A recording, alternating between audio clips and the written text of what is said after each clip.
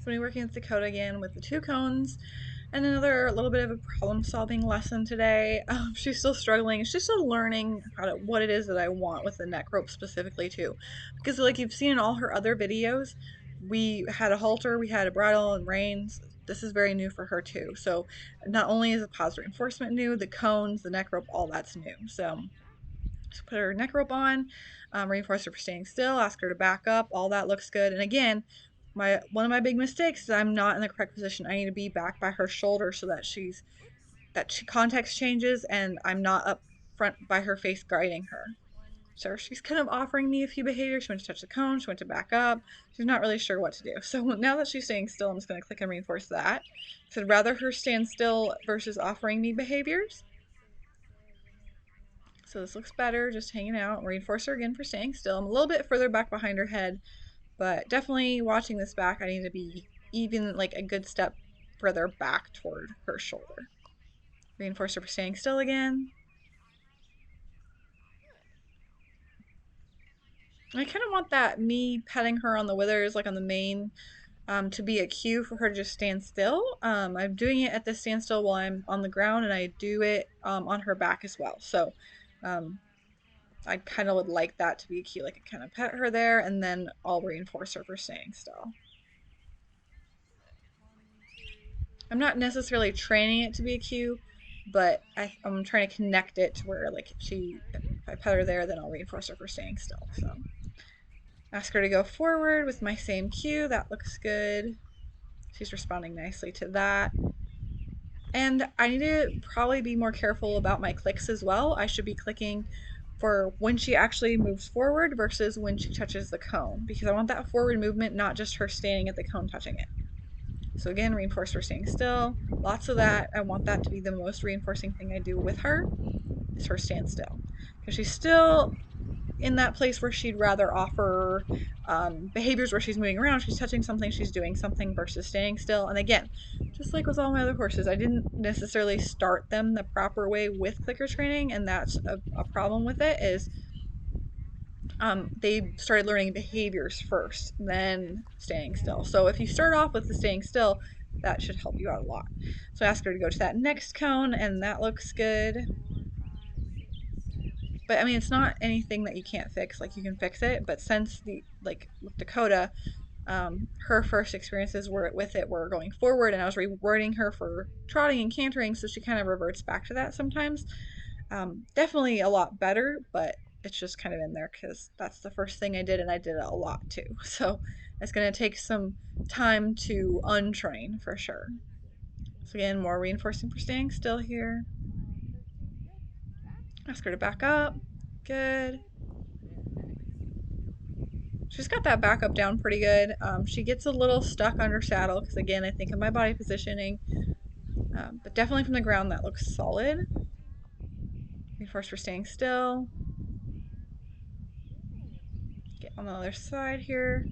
I want to just check on her girth. I usually I'll do up the girth, just tighten up that's on, and then as I do like a little bit of groundwork or she walks over to the round pen or the arena, then I'll tighten up again and then possibly again before I get on. It just kind of depends. So I reinforced her for staying still while I was tightening up her girth, and then again while I'm on this side.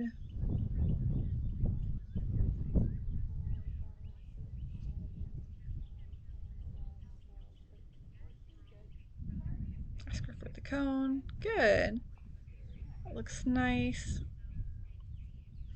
She's a lot less hesitant. Like she's more willing to just go forward. She's like, okay, I got this. I'm gonna go touch the cone. Than even in the last lesson. So definite improvement. Reinforce her for staying still while I look at my phone here.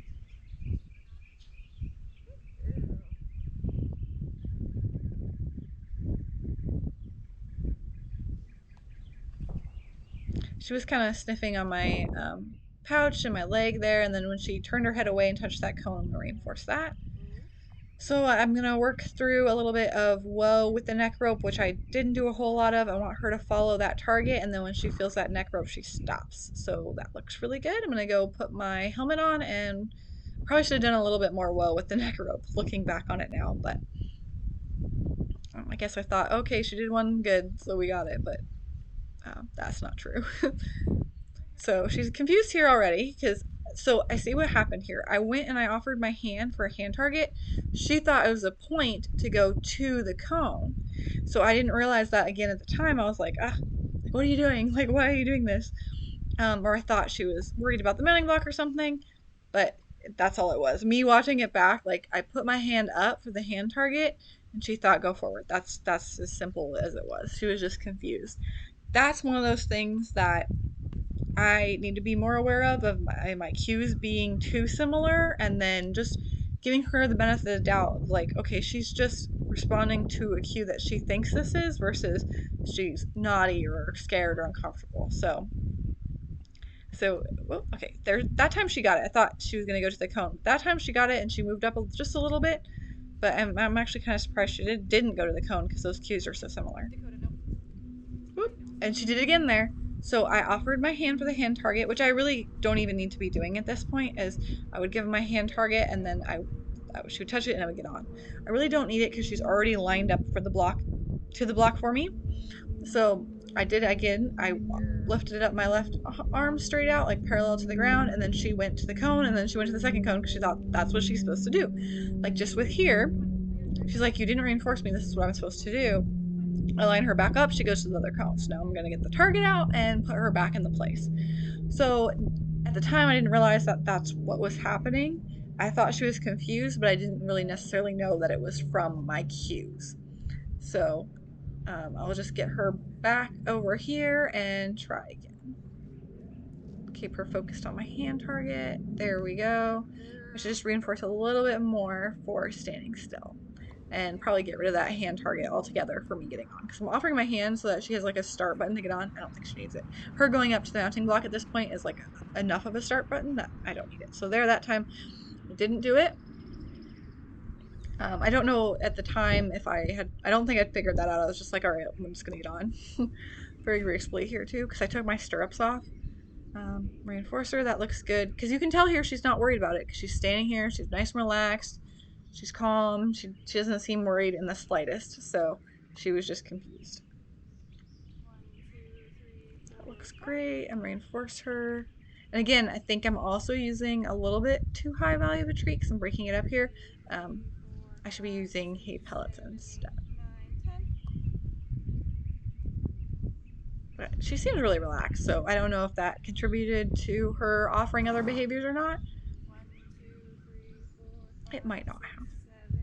This looks really good, actually. She does look really relaxed, so we have worked on getting that relaxation around food or that head turning, and I think having the saddle on has made that big difference with that. So again, reinforced for staying still and waiting for me. This is actually really, really good. Again, horse training is a communication, so I gotta be communicating with her the whole time. Right now, she's understanding it. Before she wasn't, and she just kind of left and was confused. So it's just it's really easy with normal methods of horsemanship to be like every time that they leave that they're being bad or they're being disrespectful or rude or something, and it's just a miscommunication is all it is. So that's what I like to take these times as. It's just a miscommunication. She's doing what she thinks she's supposed to be doing at this time. So this looks beautiful. This looks really nice. Lots of staying still, hanging out, waiting for me. She's not anticipating the cones. So this is definitely a big improvement at this point. Again, reinforcing for staying still. Really, at this point for the staying still, I'm kind of just doing different amounts of time. So sometimes I'll let her stand for 5 seconds to reinforce, sometimes 7, sometimes 10, sometimes 12, sometimes 15. Just kind of depends. And then the only thing about it is I don't let her like kind of run out of food to chew at this point. And eventually she will, but just at this point. So now I'm asking her to go forward. Now she's a little confused. She was thinking maybe touch the mounting block. There we go. She figured it out. So she's getting it. There's just a lot of different things that have to happen. Like she's got to stand still. She's got to back up. She's got to go forward on cue. So there's just a lot that you got to put together. Again, reinforcing her for staying still. A little confused. There we go. I liked that though, because if you go back and watch her videos, she used to swing her head really, really fast. This time she just looked to the left and then turned it really nicely to the right. So that looks good.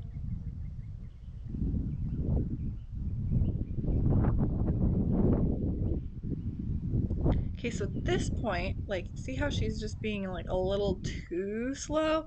Now I'm like, okay, something is a little bit off with her. So like I mentioned earlier, I was breaking apart the food. I was using hay pellets, so she usually has a lot more energy and is a lot more interested in it. So I think she's choking just a little bit. If you're not familiar with horse choking, like horses can breathe through their nose. It's not like humans where we like die immediately. They can kind of have, it's not good, but they can breathe the whole time. So I'm asking her to go to this next cone here, and she's just like, I'm uncomfortable. I don't think I can. So I'm trying to ask her to go. There, she does turn. I think she's just very confused, and I think she's also like uncomfortable because of that. And then at the time, I didn't necessarily know what was going on. So I was like, okay, she's just not listening at all. And I just take off her neck rope and I gave her a break and some water, and now we're going to try again. But just like earlier, she was confused and then she was very uncomfortable. She was starting to like choke a little bit. So she was like, I don't really like this. She went and did that left hand turn to the left of the screen, right hand turn to the left of the screen. So I think she's just like trying to go back to the gate and like feel safe kind of in her pasture. And she was listening to me, but like she didn't run off or do anything. But I think that was definitely part of it. So now that she's better here, I've gotten a different kind of food, and she's fine. Like she does choke occasionally. It doesn't take much for her. So another part of this is to make sure that whatever reinforcer that you're using, to make sure that it's wet at all times. Like for her, everything I give her has to be wet. She doesn't get anything that's dry. So I mean, some chokes are worse than others. Obviously, sometimes like the vet needs to be called. Usually, she just has a little tiny blockage and it passes, and she's fine. But I try to make that not happen. So from this lesson on, like everything she had was wet. She'll get a hay cube piece occasionally, but it'll also be wet or really, really small. But I soak her Timothy hay pellets because she'll choke on Timothy hay pellets as well.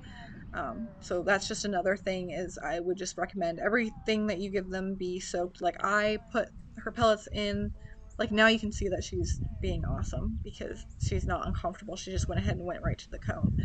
So always horses are always communicating with you. It's not them being bad, it's them communicating. But back to the pellets, I have a pitcher, I put water in there and then I immediately drain it out.